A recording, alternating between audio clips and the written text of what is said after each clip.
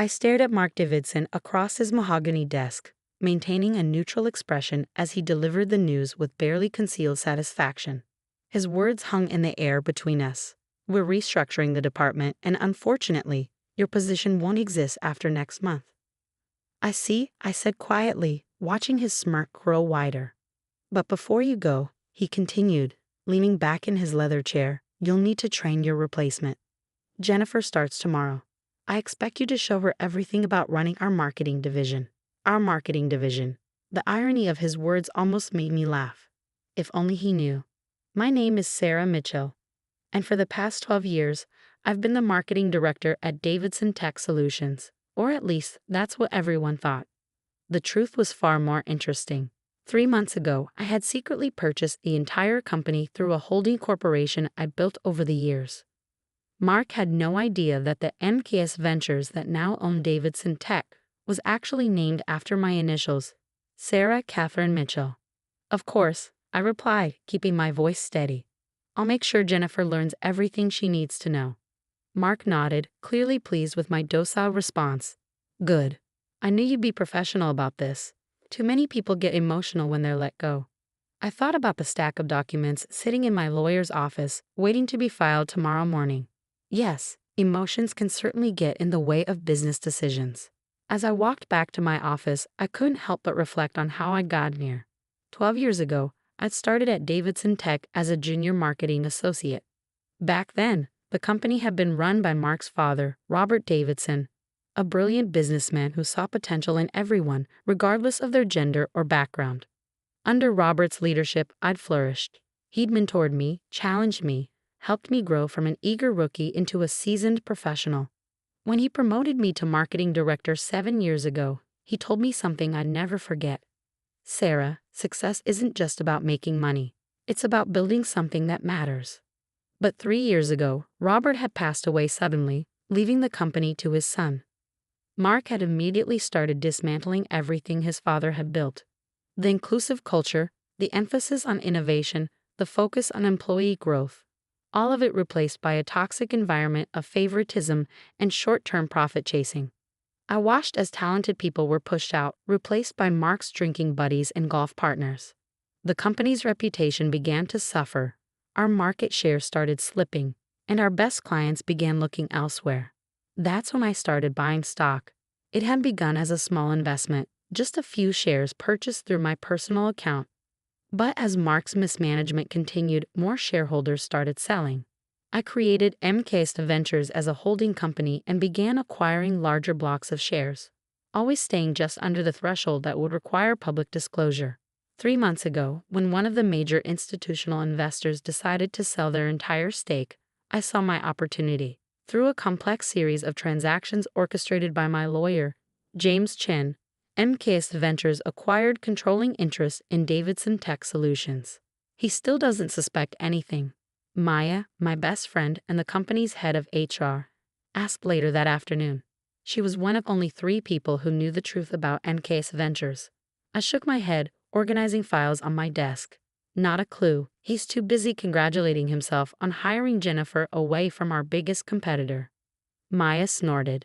You mean the competitor that's been losing market share for the past 2 years? The one that's about to be investigated for financial irregularities? The very same. I smiled, thinking about the stack of research I had on both Jennifer and her former employer. Mark thinks he's making a power move. He has no idea what's actually happening. When are you going to tell him? Tomorrow morning. James is filing the paperwork first thing, and then we're calling an emergency board meeting. I paused, looking at the photo on my desk. Me and Robert Davidson at the company's 10th anniversary celebration. It's time to put things right. Maya nodded, understanding in her eyes. Robert would be proud of you, you know. You're not just saving his company, you're making it better. I felt tears prick at my eyes but blinked them away. There would be time for emotions later. Right now, I had work to do. The next morning, I arrived early. Jennifer was already waiting in the lobby, dressed in an expensive suit that screamed corporate climber. Her resume had looked impressive at first glance, but I knew better. I'd done my homework. Jennifer, I greeted her warmly. Welcome to Davidson Tech. I'll be showing you the ropes over the next few weeks. She barely concealed her condescension as she looked me up and down. That's very kind of you. Mark has told me all about the changes he's planning to implement. I bet he has, I thought, leading her to my office. Well, why don't we start with our current marketing strategy? I'm sure you'll find it enlightening. For the next 2 hours, I walked Jennifer through our campaigns, our client relationships, and our future plans. She interrupted frequently, making suggestions that showed she had no real understanding of our industry or our market position. These retention strategies seem very old-fashioned, she said, gesturing dismissively at a presentation I created. In my experience, aggressive acquisition is much more effective than maintaining existing relationships. I made a note on my pad. Her attitude was confirming everything my research had suggested about her previous employer's troubles. At 10 a.m., my phone buzzed. A text from James. Papers filed. Board members notified. Meeting set for 11. Jennifer, I said, standing up, I'm afraid we'll have to cut this morning's training short. There's an emergency board meeting I need to attend. She looked surprised. Board meeting. But Mark didn't mention. No, I smiled. I don't suppose he did. I left her to my office and made my way to the conference room. Mark was already there, face red with anger as he talked on his phone.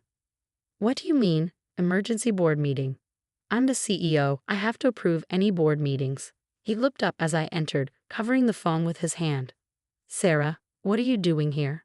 This is for executives only. I know, I said calmly, taking a seat at the head of the table. That's why I'm here. Before he could respond, other board members began filing in. I recognized most of them. The old guard who had served under Robert, gradually pushed to the sidelines by Mark over the past 3 years. James Chen arrived last, carrying a thick folder of documents. He nodded to me as he took his seat. What's going on here? Mark demanded, looking around the room. I didn't authorize this meeting. No, I said, standing up. I did. The room fell silent as James began distributing documents to each board member. 3 months ago, I continued, my voice steady, MKS Ventures acquired controlling interest in Davidson Tech Solutions. As of this morning, that acquisition is complete and fully documented with the SEC. Mark's face went from red to white. MKS Ventures. But that's my company, I finished for him. Named after my initials, Sarah Catherine Mitchell. The board members were reading through the documents now, murmurs of surprise and understanding filling the room. This is impossible, Mark sputtered. You're just a marketing director. You can't afford to buy a company this size. I thought about the years of careful investment, the long nights spent studying financial reports, the strategic planning that had led to this moment. Actually, Mark, I can. And I did. I opened my own copy of the documents. Now shall we discuss the future of Davidson Tech Solutions? The look on his face was everything I'd imagined it would be, a mix of shock, rage, and dawning comprehension. But this wasn't about revenge. This was about something much more important. I pulled out Robert Davidson's old photo from my folder and placed it on the table. Your father built this company on principles of innovation, integrity, and respect for every employee. It's time to return to those values. Mark stood up abruptly, his chair scraping against the floor. This is ridiculous. I'll have my lawyers look into this immediately. There's no way this takeover is legal. James Chen cleared his throat. I assure you, Mr. Davidson, everything is perfectly legal. I've personally overseen every transaction. Would you like to see the documentation of how Ms. Mitchell acquired the shares? I watched as James methodically laid out the paper trail, every stock purchase, every filing, every legal document that proved MKS Ventures' legitimate acquisition of Davidson Tech Solutions. As you can see, James continued, his voice professionally neutral, Ms. Mitchell now owns 51% of the company's shares. The board has been called today to vote on new leadership. Mark's face contorted with rage. You sneaky little. I'd choose your next words very carefully. I interrupted, my voice cool. The board is watching. And they were. Every member sat alert, documents in hand, watching the drama unfold. Many of them had worked with Robert, had seen the company's decline under Mark's leadership. Members of the board, I said, standing to address them directly, for the past 3 years, we've watched this company lose market share, valuable employees, and most importantly, its identity. The culture of innovation and integrity that Robert Davidson built has been systematically dismantled. I began distributing another set of documents, charts showing the company's declining performance under Mark's leadership. Our profit margins have dropped 40% in 3 years. We've lost 12 major clients. Employee turnover is at an all-time high. But more than that, we've lost our way. The board members nodded, examining the numbers. They'd seen the decline firsthand, even if they'd been powerless to stop it. This isn't just about numbers, I continued. It's about who we are as a company. Robert Davidson built this company to be more than just another tech firm. He wanted to create something that mattered. Oh, spare us the sentimental garbage, Mark spat. Business is about profit, not your precious feelings about my father. A board member, Janet Chen, no relation to James, spoke up. Actually, Mark, business is about sustainable growth and strong leadership. Something we haven't seen much of lately. Others began nodding in agreement.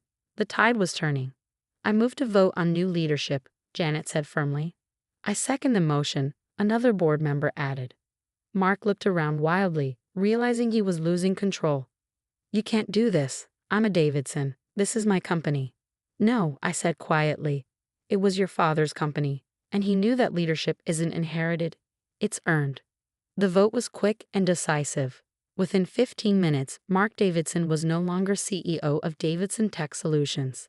Security was called to escort him from the building, his face purple with rage as he shouted threats about lawsuits and revenge. As the board filed out, Janet stayed behind. That couldn't have been easy, she said, squeezing my shoulder.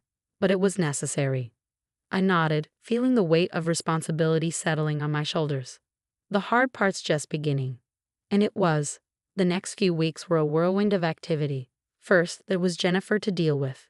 She'd been hired by Mark specifically to replace me, but her contract hadn't been finalized. After a brief conversation where I outlined my concerns about her previous employer's practices, she decided to pursue other opportunities. Then came the task of rebuilding. Maya and I worked late into the night, reviewing personnel files, identifying talented employees who'd been sidelined under Mark's leadership. Look at this, Maya said one evening, pulling up a file. Thomas Chen in engineering. He's been passed over for promotion 3 times, despite having multiple patents and excellent performance reviews. Let's set up a meeting, I replied. We need people like him in leadership positions. Slowly but surely, we began to reshape the company. I reinstated the mentorship program Robert had started. We revived the innovation lab that Mark had shut down. Most importantly, we started rebuilding the culture that had made Davidson Tech special.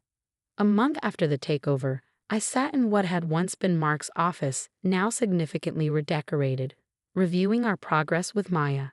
Employee satisfaction scores are up 30%, she reported, and we've had 3 former employees reach out about coming back. I smiled, thinking about the changes we'd made. The office felt different now, more energetic, more alive. People weren't afraid to share ideas or raise concerns. But not everything was smooth sailing. Mark, true to his word, had his lawyers examine every aspect of the takeover. They found nothing irregular, but the scrutiny was stressful. Then there were the industry rumors he tried to spread, suggesting the company was unstable under new leadership. We answered those rumors with results.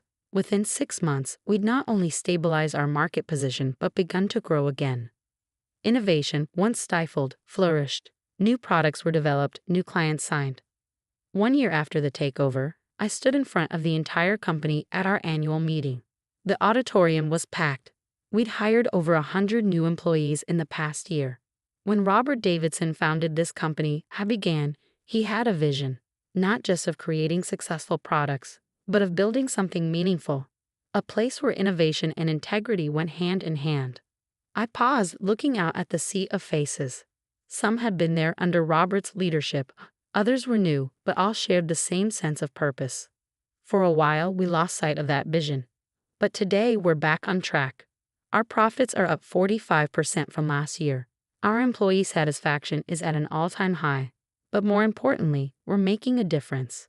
I gestured to the screen behind me, showing our latest project. A collaborative effort between our tech team and local schools, helping bring STEM education to underprivileged communities. This is what success looks like, I continued. Not just numbers on a spreadsheet, but real impact on real people's lives. After the meeting, Maya found me in my office, staring at Robert's old photo. "He would be proud, she said softly. I nodded, touching the frame gently. "I hope so. Sometimes I wonder if I did the right thing, taking over the way I did." "Sarah," Maya said firmly, "you didn't just take over.